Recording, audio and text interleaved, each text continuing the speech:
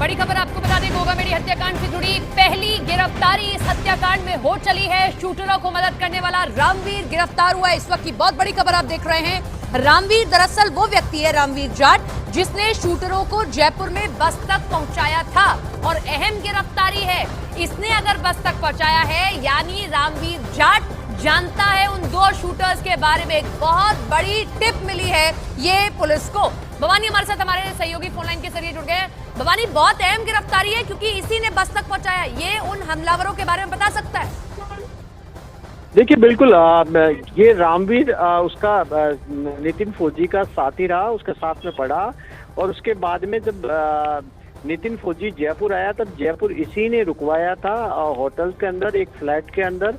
और जब हत्या करने के बाद वापस आए तब अपनी बाइक पर बैठाकर, स्कूटी से दोनों फरार हुए थे। अजमेर रोड पर एक जगह स्कूटी छोड़ी थी उन्होंने और फिर इसकी बाइक पर इसने बैठाया और इसने जयपुर में के आउटसाइड में जो अजमेर रोड पे टोल प्लाजा है वहां तक ये अपनी बाइक पर बैठाकर नितिन फौजी और रोहित को बैठाकर लेके गया। फिर नागौर डिपो की जो बस है, रोडवेज, राजस्थान रोडवेज की बस है, उसके अंदर बैठाया। वहां से फिर वो डीडवाना गए।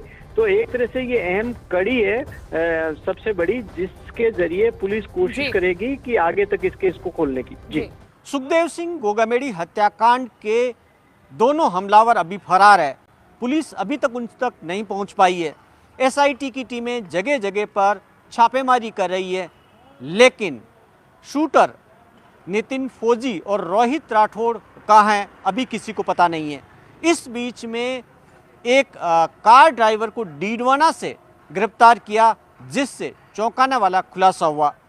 दरअसल दोनों शूटर सुखदेव सिंह गोगामेडी की हत्या करने के बाद स्कूटी लेकर फरार हुए थे और उसके बाद में वो पहुंचे रेलवे स्टेशन।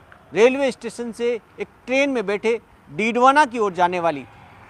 उस ट्रेन में उन्हें एक लड़का मिला जिससे उन्होंने दोस्ती गांठी ट्रेन के अंदर ही, और उससे पूछा कि डीडवाना से क्या कोई कार मिल सकती किराए पर। और उस लड़के ने अपने दोस्तों को फ़ोन करके एक कार का इंतज़ाम किया और जैसे ही ये दोनों शूटर डीडवाना पहुँचे, जिस योगेश नामक कार मालिक को फ़ोन किया था वो अपनी स्विफ्ट कार लेकर पेट्रोल पंप पर पहुंच गया डीडवाना में, एक पुलिया के पास, जहां पर ये दोनों उसका इंतज़ार कर रहे थे। उसकी जो कार चालक है उसकी पत्नी भी बीमार थी। उससे पहले वो उसको अस्पताल से घर अपनी पत्नी को छोड़कर आया और दोनों को लेने के लिए वहां पहुंचा और तय हुआ कि उनको दोनों को सुजानगढ़ छोड़ना है। इसके लिए 1500 रुपये दोनों ने पहले ही उसको दे दिए।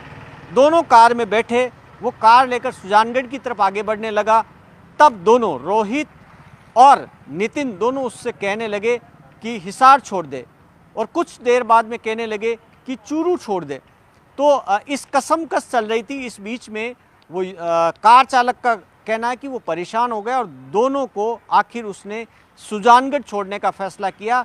रात को 9:30 बजे उसने सुजानगढ़ बस स्टैंड पर दोनों को छोड़ा।